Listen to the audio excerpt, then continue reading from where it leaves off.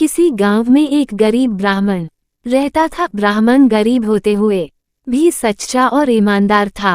परमात्मा में आस्था रखने वाला था। वह रोज सवेरे उठकर गंगा में नहाने जाया करता था। नहा धोकर पूजा पाठ किया करता था। रोज की तरह वह एक दिन गंगा में नहाने गया। नहाकर जब वापस आ रहा था तो उसने देखा रास्ते में एक लिफाफा पड़ा हुआ है।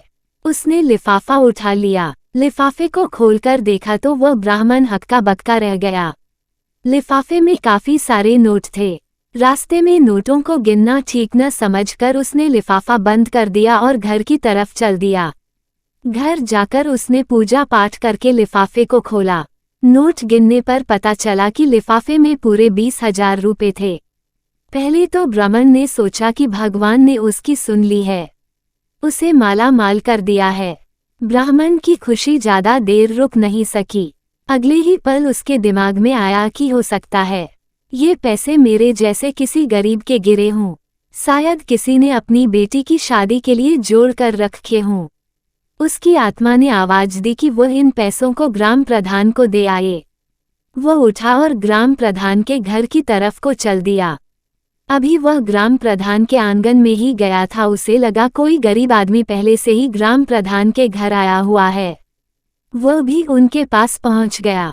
गरीब आदमी रो रोकर प्रधान को बता रहा था कि कैसे कैसे यत्नों से उसने पैसे जोड़े थे पर कहीं रास्ते में गिर गए थे।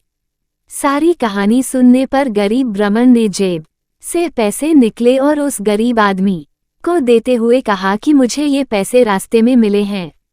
आपकी कहानी सुनने के बाद अब यकीन हो गया है कि ये पैसे आपके ही है। पैसे देखते ही गरीब के चेहरे पर रौनक आ गई। गरीब ब्राह्मण ने कहा, पैसे गिन लीजिए। गरीब आदमी ने ब्राह्मण का धन्यवाद करते हुए कहा कि पैसे तो पूरे ही हैं, इसमें से मैं आपको कुछ इनाम देना चाहता हूँ। गरीब ब्राह्मण ने कुछ भी लेने से इनकार कर दिया। ब्राह्मण अपने घर को वापस आ गया। उसको इस बात की खुशी थी कि उसकी आत्मा की आवाज की जीत हुई है।